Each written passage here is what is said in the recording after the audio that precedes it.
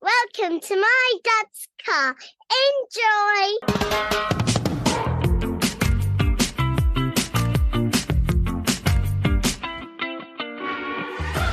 Welcome to My Dad's Car, a podcast discussing our personal relationship with automotive nostalgia. And you know what? It doesn't even have to be about your dad's car. It can be your mum's, your grand's, your parents', guardians, or even a neighbour's. If it made an impression, let's talk about it.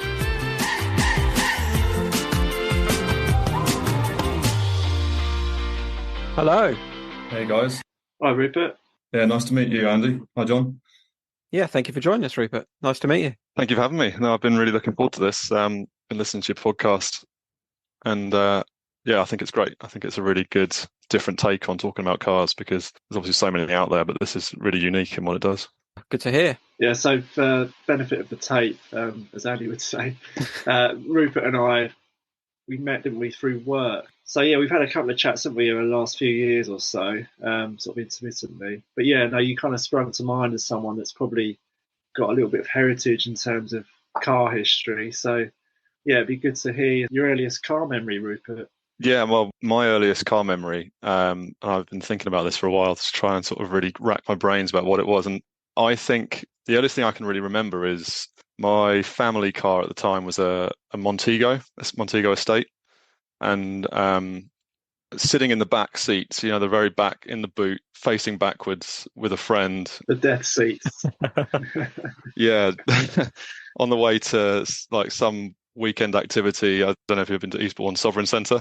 Basically a swimming pool with a wave pool, and I can remember just like going down there and pretending it's those back seats facing backwards for kids are just like an imagination dream, aren't they? Like you can be flying, you can be driving, you could be annoying the people behind you, and just that like memory of being in that car. Okay. And then another early memory is the opposite end of the car in the driver's seat. My family home was a little bit set back from the road, so it was like a quarter of a mile sort of farm track to get down to the house, and probably from about the age of about 5, my mum would always let me sit in between her legs and steer the car, so like driving down the track. And this progressed because I'm quite tall, and I was quite a tall child, so I quickly was able to also use the pedals. So I would do the accelerator, and she would do the gears. We'd only need to go into the second, probably. We wouldn't go that fast, but driving the car, learning to drive, probably sub 10. I was quite competent at driving around. And this progressed as well because my dad had a Fiat Panda 4x4 as his station car. And I've heard people talk about these Pandas on your podcast before, and I've got quite funny memories of this car because it's obviously such a small little tiny car, but so capable. I never really gave it much thought at the time, just thought it was like a little run around, but perfect for a child basically driving because it is tiny. So I was able to pretty much do it all very, very early on. And to the stage where I was so proficient driving it that my parents would just let me take it down the track on my own, probably about 10 years old, to go and pick up my friends from the end of the drive that would get dropped off at the end of the driveway and then drive back. And you could kind of like link it up, and you could end up doing probably about half a mile, like all off-road, all private road, basically, just on like a sort of gravel track. And I'd never even gave it much thought at the time because it was just my like normal life, like being able to just drive. And I think my friends and stuff at the time were like, what the hell? He's just driving around in this little car. Here comes a 10-year-old in a Panda. Yeah, basically, they're my earliest car memories. And I think it's probably what kickstarted my love of cars, of just being sort of exposed to them so early on. That's awesome. Whose was the Montego, Rupert? Your parents? Yeah, so it was the family sort of, my mum would drive that, taking us around, and then we would use it at the weekends because I've got 2 sisters, so we would fill it up pretty quickly, and we had a dog in the back as well, or friends would use up the sort of the extra 2 tiny little bench seats that are in the fold out bit. Yeah, Andy, you've had some dealings, haven't you, with Montegos in your history? Yeah. My folks we had a red estate Montego. Didn't have the 6 seats in the back though for kind of being sick in. That was my memory actually, was if it was a hot day, you would get pretty sick pretty quickly in those seats. Yeah. Better off having the rear wiper on the inside of the car, wouldn't you? Yeah, no ventilation or anything, is there? Like in the back there, unless you've got an optional sunroof maybe in the front, sort of. And then the rear windows obviously would only go down halfway, wouldn't they? Yeah. Because children have to be kept as prisoners in the back of cars so they don't escape. So Yeah, we didn't have that. We used to tow caravans with ours. I think we might have had a saloon, like a beige one as well. We had a spate of Maestros. We had an MG Maestro, which I got quite excited about when we bought that. So, oh, it's a sporty one, but they didn't keep that very long. It was too juicy. What colour was that? That was red as well. We bought that from quite a nice little house over in Ferring, actually. And yeah, it looked the part, kind of sports seats, and yeah, I guess it went all right. But my mum and my stepdad were kind of no means racing drivers. But sorry, I digress with my Austin Rover British Leyland reminiscing. Life, yeah. In preparation for this podcast, I spoke to my dad saying, can you just give me some like one-line reviews of all the cars that we had over the years to get sort of honest opinions? So his thoughts on the Montego. So it was actually racing green. He had a thing for green cars. So before the Make Green Great Again came along, it was racing green Montego, but it was a diesel. And he said, smelly diesel, but most were back those days. It was okay, not a bad car, a bit boring though. So he was, I think it just did the job, just about. Yeah, I don't know why we got rid of ours, but yeah, they did seem to do the job, didn't they? They were, no frills. Weren't they sort of quite prone to enjoying a bit of rust? I do remember the arches were very rusty, actually, by the time it eventually got traded in. Mind you, most things pretty much rusted, didn't they, back then? There wasn't much that was... It's just the par for the course. Yeah, it's true. So you went from the Fiat Panda driving that around. That's just wonderful. I can see. I did a little bit of go-karting as a kid, kind of just messing around. We used to have one we took to a field and sort of drove around and stuff. So yeah, just being let loose in your own car. It was great, yeah. It was having that sort of ability to just learn to drive without any pressure about needing to drive. Because when I came to learn to drive, I'd already mastered it about 10 or so years ago. So like clutch control and all of that was just through habit. So did you then have bad habits come your test? You had kind of arms on the window. Yeah. Bag in his hand, yeah. Adjusting the radio. The novelty of being able to get into third gear was the thing, because I never really needed to go very quick down this like gravel track. I think they were fairly happy with me going down there because you couldn't really get into much trouble. There was never any other traffic on it, and it was pretty potholey, so you wouldn't be able to go very quick. I'm just remembering now, actually, my next door neighbour, he was a big motorbike enthusiast, and it got more extreme because he had a Harley Davidson and a sidecar, and he used to basically allow us to drive the sidecars down the track as well. So there was a time when I was basically driving a Harley Davidson Fat Boy down the track as well. We used to do like little, ferrying people around. It was quite, I just had that flashback just a second ago. I haven't thought about that for years, but yeah, good fun. Did you ever get a stopwatch out? I think that would probably be the time when the keys wouldn't be given to me. Although saying that, we skipped forward quite a few years. My friends who had been able to drive used to come down, obviously, down the track to visit me. And it used to be an exhaust killer. Like Renault Clios used to lose their exhaust quite regularly. One of my friends, I think, did 3 exhausts on the track. And my other friend who had a Peugeot 306, he did want to test out how quickly he could go down it. I remember we were going down once. I saw the speedo get up to 60 miles an hour, and I was thinking, it's turning into a rally track at this stage. And there was a bit of a 4-wheel drift happening. And we didn't try and beat that. No, madness. So, yeah, where did they go from Montegos and Fiat Pandas? Well, the Panda actually stayed around for quite a long time. So he had that. He gave me a bit of a run through. So Panda was in ownership from 91 to 2001. So he had it 10 years. Wow. And I think he got it about 3 years old. And I got a funny memory of that, actually. So if you've ever been in a Panda 4x4, they're pretty much as basic as you can get for little runarounds. Yeah. And you've obviously got the gear stick and the handbrake. And in between that, there's like this little lever that you can like pull up. And as a kid, I'd just obviously get ferried around with my parents in the car for going everywhere. And this handle never got pulled. And I never knew what it was about. I never asked my dad, what does that do? And one day, I think we'd just gone to the shops or something. And one day I was looking at it and we were driving along. I just thought, I'm going to pull that handle and just see what happens. And we were probably in like third gear, pulling it. And what it does, basically, it engages the 4x4 system. So I just, zero mechanical sympathy, at 30 miles an hour, just yanked it up. And he's like, what are you doing? And basically that starts the power takeoff into the rear differential, and it made some horrible noises. And he came to a stop. He's like, oh, no, what's just happened? Killed it. No, it was actually all right. I think that it was okay. But knowing now what I know, that was probably like the worst thing you could possibly do. It's a bit like the little red button in Men in Black, that one, isn't it? Yeah, an Italian 4x4 system. Yeah, don't pull the little handle, kid. Were your sisters afforded the luxury of driving the car on their own as well? I don't think they really had as much interest. No, they probably, I think if there was ever a reason to go down the track to go and pick people up, I would probably be the person that would be first to put my hand up saying, oh, I'll do it. I'll do the job. Yeah. I didn't do it too much, but it was usually we would take it in turns when we were coming back from journeys. They would like to drive with my parents in the car. So they did also get the driving lessons. Yeah. And that's actually also extended to my nieces. They do the same thing. They still live in the same place, and they're learning to drive sub 10 as well. Nice. Great work. Yeah. Would you say your parents are into cars, Rupert? Do you think they're enthusiasts or not really? I would say no. I would definitely label myself as a petrol head. But my parents, my dad definitely sees it now as like a vehicle just to get about, like a convenience thing. And she actually went one step further and sent me his entire list of cars that he owned over the years. So I don't know how much time we've got, but I could... Yeah, go for it. So to put it into perspective, kind of where he started off, his first car was a Morris 1000, A-Reg from 1963. Then that changed to an Austin A40 in 1959. Used to belong to his grandmother, and he ran it into the ground, basically, by the sounds of it. Had to take it to a scrapyard, which was a very sad day. Morris 1000, I think, is what they used to call the Morris Minor before it was branded Morris Minor, I think. Yes, yeah, I think so.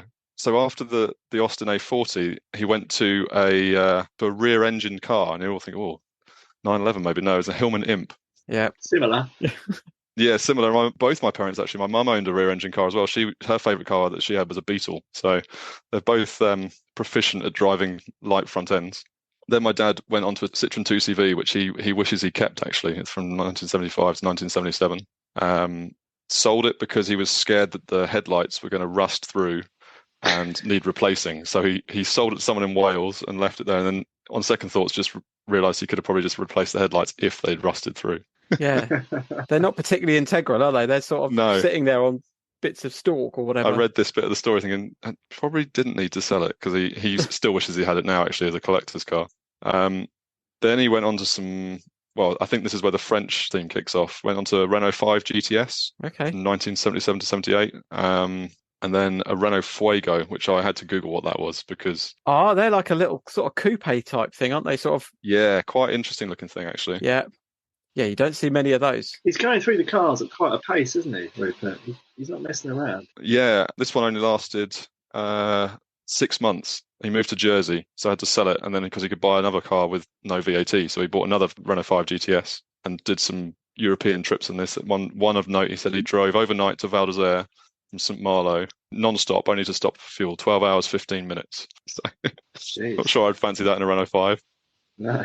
It's probably getting there on its last legs. And then this is actually quite an interesting one, an Opel Kadett GSI. So after the Fuego, he went to an Opel Kadett GSL, which is actually a Vauxhall Astra GTE. Yeah, Mark II. On the continent, they call them Opels, don't they? And then, they're Cadets rather than Astras. Yeah. Where are we now? Sort of mid to late 80s? This is 85 to 88. So, yeah, Mark II, Opel Kadett GSI. And he actually went to Maastricht to get it. He wanted to get another Fuego, but Renault discontinued it. So went to Opel instead and got this GSI, which he then imported back. So they had a digital speedometer, sort of LCD dashboard, all sort of futuristic. Oh, very cool. Yeah, he says this is probably his fastest car that he ever had, because it had a claim top speed of 137, and to test it out, he got up to 126 on the M23 in mid 80s. Yeah, I never would have thought my dad would have been pushing it like that, but yeah, there we go. This does sound quite sort of petrol head pedigree, doesn't it? Some of these that you really enough. Yeah, I mean, something then happened, because after that, the next car on his list is the Fiat Panda. So, does that coincide with children getting married, anything along those lines? Yeah. Yeah. So the family car in between the Kadett and the Montego, we got the Ford Sierra Estate. So that was the first car that I was in, basically. Yeah. And then it started to go into more practical stuff, I think. So then, Montego, then kept this Panda as the station car, and then the Montego went for what he ends up saying was the best car he's ever owned, which is a VW Caravelle. Okay. Mark IV. No, not Mark IV, sorry. T4. T4, sorry, that's it, yeah. Front engined. Yeah, front engined. And I looked it up, actually. So quite little underlining things of a petrol head. It was a 5-cylinder, so I didn't realise he would have owned a 5-cylinder turbo diesel. Yeah. Torquey, well built, nice car. And he said, we basically got that because it's super practical for road trips. And I guess from my dad's perspective, he's driving around in the Panda all day, or not all day, to the station and back. And my mum is lumbered with basically driving a van as the the everyday car. So she's doing the school run in a really big van. But for those rare road trip occasions, it's really, really, really good. My mum's got a T4 camper van, actually. Yeah, good vans. It was great. It was, again, a green car, metallic green. And I think he did take some pride in this because he put some alloy wheels on it straight away when we got it. And it was less than a year old. Okay. Up until that point, there's always been second-hand cars, and this one felt pretty new. Even obviously, it was still second-hand, but it felt like a new car to us. Where was he picking up these cars, Rupert? I think the Panda came from somewhere local, like a small garage locally, and then the Montego he said he bought from a colleague. But then the Caravelle, it was quite a long thought-out purchasing decision because I remember thinking about importing one from Europe. I don't know where he found the Caravelle in the end, but it was definitely a couple of hours drive away because I remember we'd taken the Montego and then leaving it there and coming back in this like bus basically, and like with the full captain chairs and the middle seat. It was a 7-seater one. It was really nice. Probably a dealership. If it was only a year or so old, it could have just been a used one on the forecourt, maybe. I think they were quite rare, and you could get them. I remember you could get them as Caravelle or multivans, and the multivans were more. They were the van with a few seats in them. Yeah. And then the Caravelle was a bit more plush inside, and it was designed as like the sort of the people carrier from the start. Yeah, it was a bit more kind of like airport taxi run sort of luxury taxi type thing, wasn't it? So yeah, you got room for people to sort of do some business in the back if they needed to, or sit and stretch their legs out. And it was an epic road trip car because there was only 5 of us, and there were 7 seats, and each seat was enormous. Like each seat was, you'd never had to feel like you were in the the cheap seat as such. Yeah. When you actually, have you got more cars after the Caravelle, or should we jump into road trips? So that was kind of, got it, as I say, about 9 months old, and he took it up to 100,000 miles. So it stayed around for quite a long time, and the Panda then got swapped out for a blue Vauxhall Corsa as the station car. Yeah. Because it's inevitably, I think the Fiat's life was coming to an end. The brakes were just constantly locking on, and it wasn't too unreliable, but I think he'd had enough when he couldn't drive to work anymore. That was the sort of, if it couldn't do its main job. So that got swapped out, and then he ended up in a blue diesel non-turbo Corsa, which I actually learned to drive in properly on the road. And then the Caravelle, I think, made way for a few lease cars after that. But by that point, I had moved out. But yeah, the main cars I remember were Montego and Caravelle as a family car for road trips especially.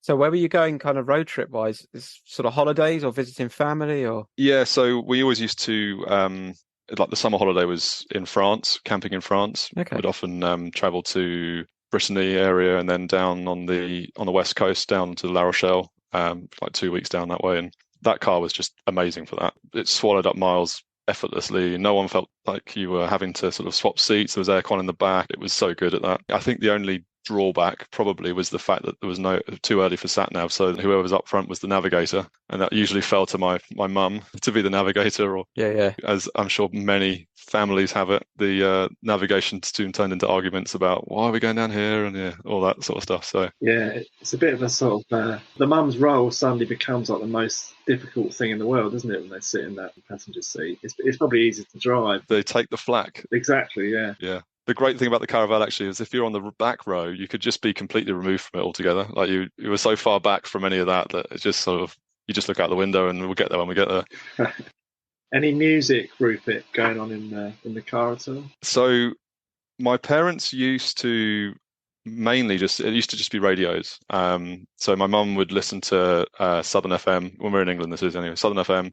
And then my dad was on BBC Southern Counties radio, so a bit more like I was always thinking about like sort of the tabloid and the broadsheet version of the news of the radios, and it would just be whatever tunes were on at the time. But then when we went, one of the funny stories actually of music was on one of our road trips to France. I think we were in around La Rochelle area. I can't remember who, but probably my dad found this cassette tape on the beach. It had nothing on it. I don't think it had any like markings. It was someone had recorded this tape basically. It wasn't like a made tape that you bought from a shop.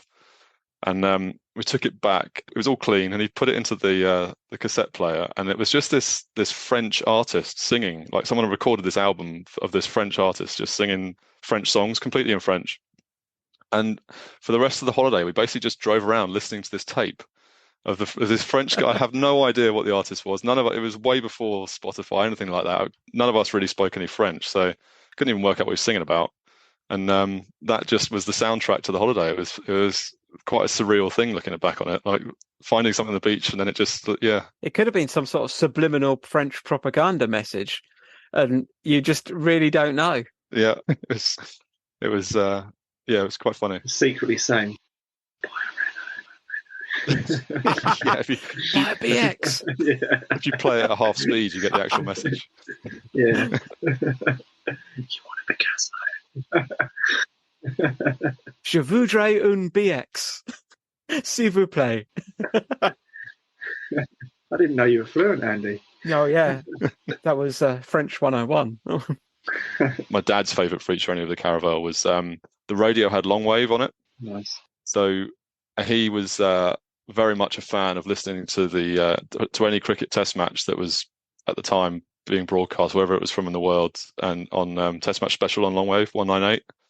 And we would then, as a family, just have to endure listening to it. And I was into cricket, but I was never into listening to cricket very much as a kid. And if you've ever tried to listen to Test Match Special on long wave, it's like the most difficult radio station to try and get a signal to. And for some reason, this Sony cassette tape in the VW could only it interspersed the transmission with sort of noises sounding like it was raining. It was like constantly. And we would be driving along. My dad was trying to listen to the cricket. We would be talking, and every now and then he'd probably catch every like third ball because the signal's so bad. And he's unfortunately got tinnitus in one of his ears, so he's kind of like listening, driving along, listening, and then telling us to be quiet because he can't really hear. And it was I've just got memories of and my mum just getting more and more positive with the cricket being on as the soundtrack to our holiday. So we had a guest on recently, and they were assigned to the station they used to listen to was I think it was Capital FM, and I think because they didn't live close enough to where it was broadcast, they had a similar sort of thing with the hiss and the the rain noise. But you just endure it and just pick up what you can, basically. Yeah. I think as a cricket fan, he was prepared to listen to, unless it was physically turned off, he would give it a go and try and hear something. That's commitment, isn't it? Yep. Definitely. And any smells from the vehicles of your childhood? So with the Montego, I didn't really have too much exposure to British Leyland vehicles, but as it was aging, it was just kind of creating its own smells, especially in the heat. The plastics would start to smell a little bit, and yeah, I relate to that actually. Yeah, it never smelled very fresh. It was never like a particularly, I don't know whether that was like all the smells coming out of the seats as well, but I remember sitting in the boot, and that would always be the thing that would make me feel more sick, as if it was a hot day and the car just starts to sort of create its smell that I sort of remember. And if I smelt it now, I'd be like, yeah, that's the Montego smell. It's sort of rubbery almost. Yeah. Hot rubber car mat. Yeah. Was kind of the essence of those vehicles. I seem to recall they had like a non-slip rubber thing which went on the dashboard. Yeah. Which I think that got kind of hot and yeah. I think there's like a sort of trigger, isn't there, for like if you suffer from car sickness, as soon as you get in the vehicle, if there's a smell that relates to it, that's like the sort of first sign of you will be sick at some point on this journey, and that smell's there to sort of just certify that. Yeah, I think it's like in the adult world, if you overindulge in a certain drink. And then the next time round, you might smell the drink, and that's just enough to set you off. So, like the same sort of thing, I reckon. Certain cars, if they haven't got a particularly pleasant smell, it's all you need. The other one, actually, the VW Caravelle, the poor thing. So it was so new. In fact, it still had like the cellophane in the boot. It had an enormous boot and like a carpet trimming on the bottom of but it was so new that it still kept its plastic sort of sheeting cellophane over the thing. So the previous owner hadn't bothered to remove it. Mm-hmm. One day my dad had been out shopping, and the milk had fallen over in it, and it had completely lost almost 6 pints of milk into the boot area. But there was a couple of places where the plastic had kind of been like nicked, and there were holes, and the milk had got into the holes and then sort of seeped through all the carpet underneath this thing. Oh, God. And I remember the smell lingered 4 months. The car didn't smell right for a long time after that. Don't know if you've ever had the displeasure of spilling gearbox oil, but I managed to spill a bit of that in a vehicle I owned, and that stank for ages and ages and ages. It's the sort of thing you immediately regret. I was moving old gearbox around, I think, and just a bit of it just kind of had come out or something, and that stinks. So Rupert, a lot of the car history of your parents doesn't sound very German, but you're into German cars, aren't you? Mainly from what I remember, anyway. Yeah. So my first exposure to BMWs, I'm definitely a a BMW fan. I wouldn't say I'm a full fanboy, but I appreciate them. And my mum's family, they're German. They live over in Germany. My uncle would come over in the summer in the 90s. He would come over and visit us for a week or so at a time.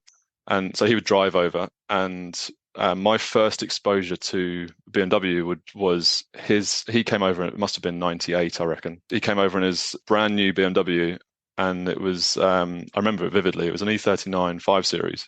He was very proud of it, and it was immaculate, brand new. And I remember thinking, this is like nothing else I've ever been in, compared to a British Leyland developed Montego sitting next to this like Panzer, basically, that's so well built and solid, and it smelt lovely. It was it had so many features on it. Yeah, I think it was a 520D or a 525. I remember it being a Tiptronic, because he was showing us this new fancy gearbox where you could flick it over to the left, and then you could still change up yourself if you wanted.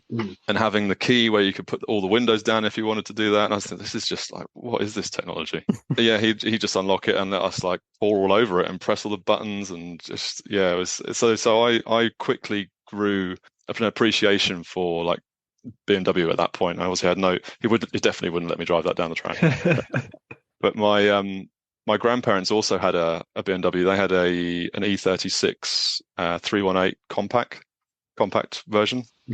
Again, still a nice car, but not in the same sort of league as an E39 in terms of its features and things. But yeah, that was kind of my dipping the toe into the water of seeing what BMWs were about. And I guess I didn't really think at the time anything of it, but it was definitely what made me realise there's more to cars than just the everyday car on the street, like a Panda or a Montego.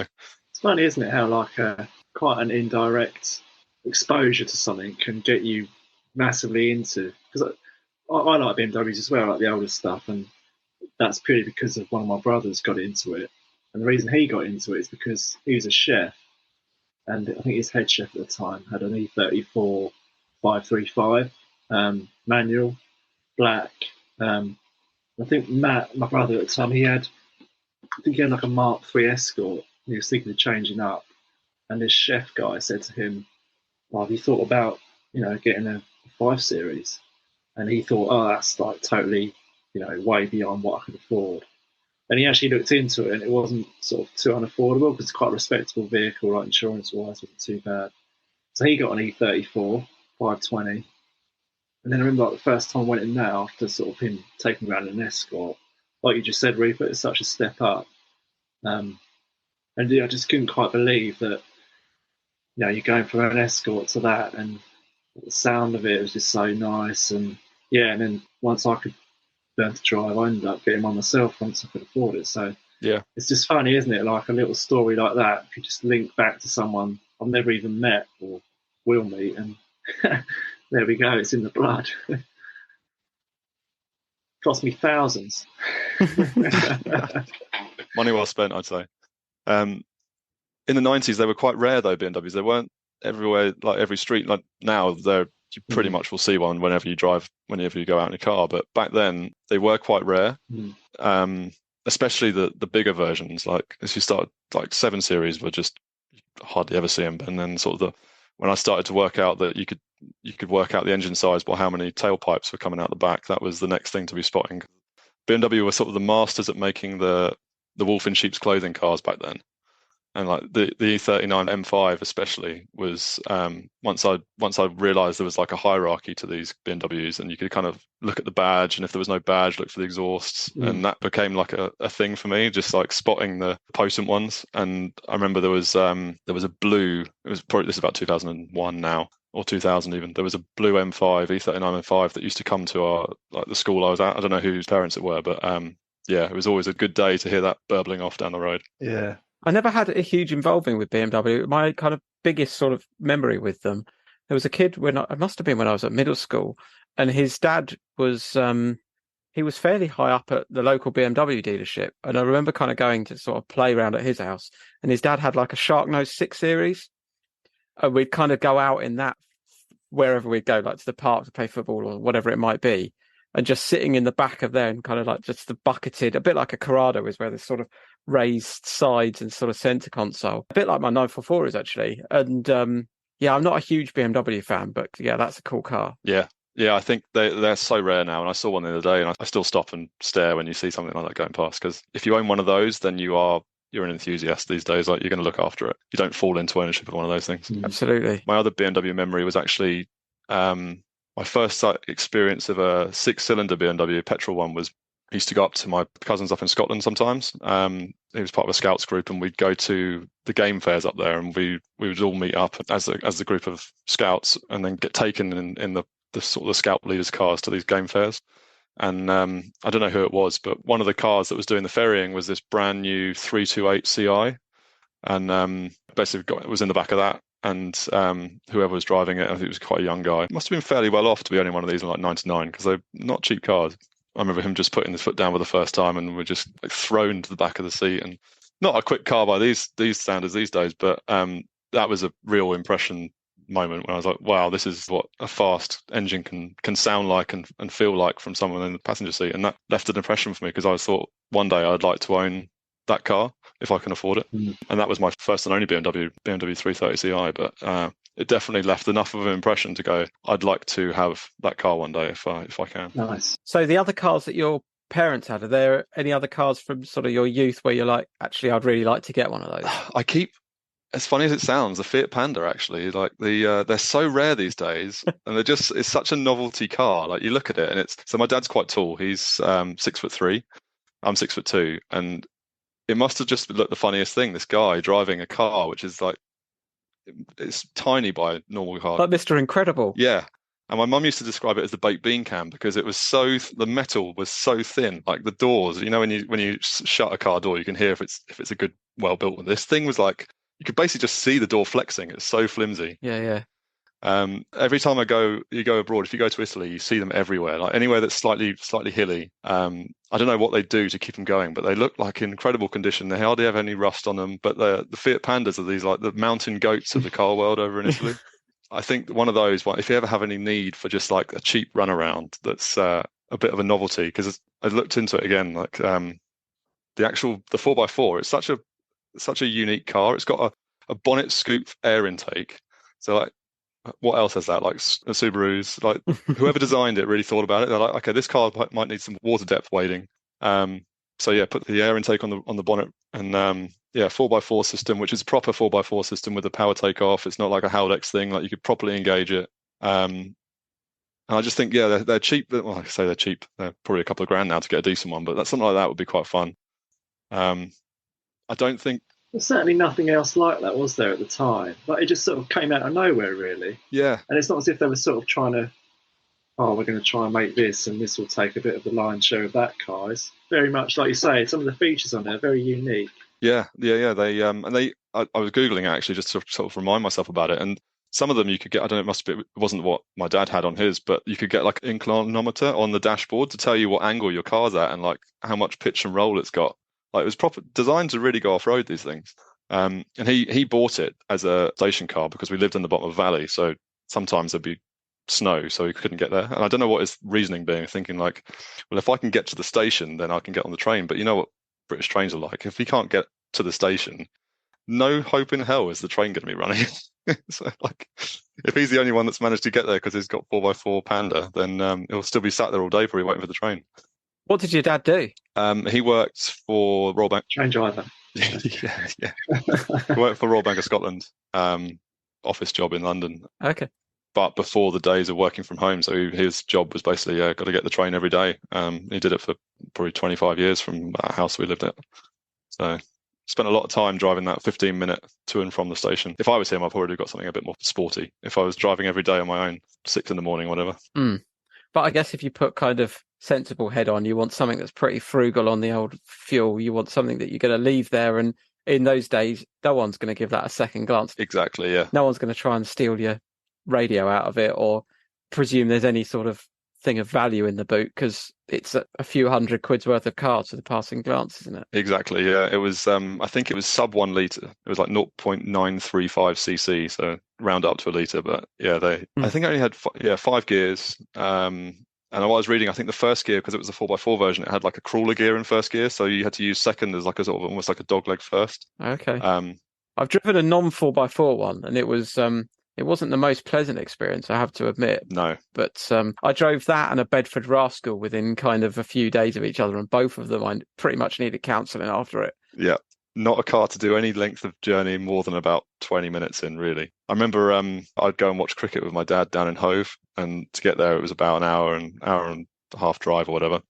And we'd take the Panda, and it would always be, you'd be in the crawler lane on the A27, just getting overtaken by literally everything, because the Panda would be at 60 miles an hour, just hanging on for dear life. Yeah.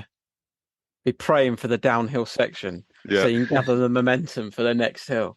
Yeah. I've never actually been in one. My sort of abiding memory of seeing them was they'd always be very loud. Like, it seems as if they were revving very high in like the low gears. I don't know if it's just old people driving them.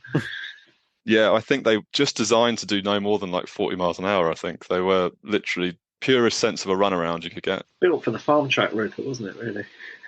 Yeah, it's built for 8-year-olds to learn to drive. You just need to get yourself a farm track, and then you can get yourself a Panda, and away you go. Yeah. Have you got children yourself, Rupert? No, I don't. No, not yet. So not something you're going to repeat as such, or in the immediate future anyway? I mean, for as long as my parents live in the house they do live in, which is where I grew up, they will definitely be learning to drive on my lap, whatever car it is that I'm taking down there. Yeah, that'll be the dream one day. Yeah, absolutely. That's a nice little place to round it off, actually. Thank you very much, guys. Anything you wanted to say which we've not jumped into? I guess the only other one I was going to say, probably the other thing that maybe kickstarted my petrolhead way of looking at cars was my godmother, her husband. He had a kit car. Okay. And I think he shared it with a friend and lived down in Shoreham. Kept it in a garage, and I think I was sort of kept away from it until I was old enough to get in it. But he had a Caterham 7. Oh, cool. And I remember Mick took me down to the car and we had a look at it, and he's like, "Do you want to go out in it?" I thought, yeah, I don't know how old I was, probably, again, maybe like 7 or 8.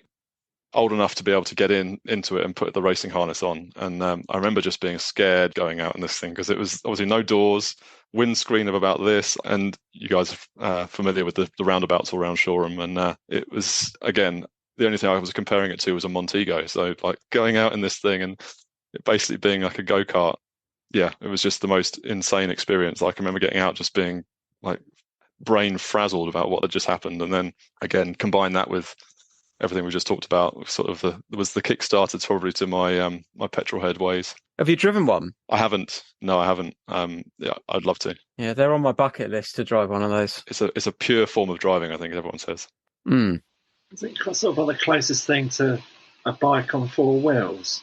Is that fair to say, or is that going to offend motorcyclists? It weighs nothing, basically. That's the power to weight is what it's all about. Yeah, the power to weight, it competes with supercars in that respect. Yeah, I think they're so small, so nimble.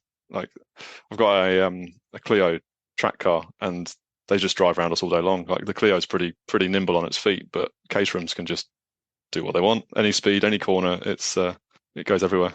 Yeah, definitely. Okay, yeah, thank you very much for joining us, Rupert, and sharing your stories with us. Thank you for having me. Yeah, thanks, Rupert. Appreciate you coming on. It's been really good, and as I say, I really enjoy the podcast. So keep up the good work. Thank you very much. Yeah, tell all your friends about us. I will. See you later. Cheers, guys. Thank you. Bye-bye. Cheers, Rupert. See ya. Yeah, nice guy, Rupert. I like him. Yeah, some good tales in there as well. Nice bit of farmyard driving school. It's always good to hear. Yeah, I could relate to that. Obviously, growing up as a kid, always wanted to be able to drive. So, kind of being let loose in a Fiat Panda age 10. Yeah, must be wonderful. Absolutely. Yeah, must be picking up a few bad habits along the way there, surely. Yeah, you'd have thought so. And Montegos, obviously, got a bit of previous with those. And I've had the pleasure of driving a Fiat Panda. And obviously then graduating himself to BMWs thanks to his uncle and grandparents, which is obviously a bit more up your street. Yeah, I did enjoy the little story about his dad selling the Citroen because of the headlamps. Yeah, that's kind of quite an oversight, isn't it? You think that it must be pretty easy to replace those. And 2CVs have come up quite a bit, haven't they? And they're so collectible now. Like, I don't think you can buy one kind of on the road for less than probably 5 or 6 grand. Yeah. So they're a reasonable amount of money to buy one. I think it's just one of those cars, isn't it? It's just aged really well. Like when you see one now, you just sort of turn your head and think, oh, that's quite nice. And I think, yeah, obviously, probably a bit like the Fiat Panda, very basic to drive, but I guess that's a little bit of the joy when you kind of compare modern cars with all the controls and all the rest, and the fact you feel so removed certainly from the driving experience that actually having something which is basically, four wheels and a seat is kind of, gives you a little bit of pleasure. Yeah. So, I'm not sure what episode we're on, but that was that one. And just give Rupert's channel a little shout out. He's got a YouTube channel with some of his chums, which is actually really good if you like cars. Guys That Drive. So check that out. Okay, yeah. Cool. We should do a couple of little mentions. I think since Sarah's episode's gone out, I'm not sure whether we've thanked her, but she bought us a coffee, so that was very nice of her. And James and Martha have bought us a coffee as well recently. So thank you very much to them. Thanks, guys. So, cool. Yeah, we'll roll the credits and, thank you everyone for listening. Thanks for listening to My Dad's Car Podcast. If you have enjoyed this episode, please click subscribe, leave us a review, and follow us on social media. If you'd like to support us further, you can buy us a coffee or sign up to give us a monthly bump start.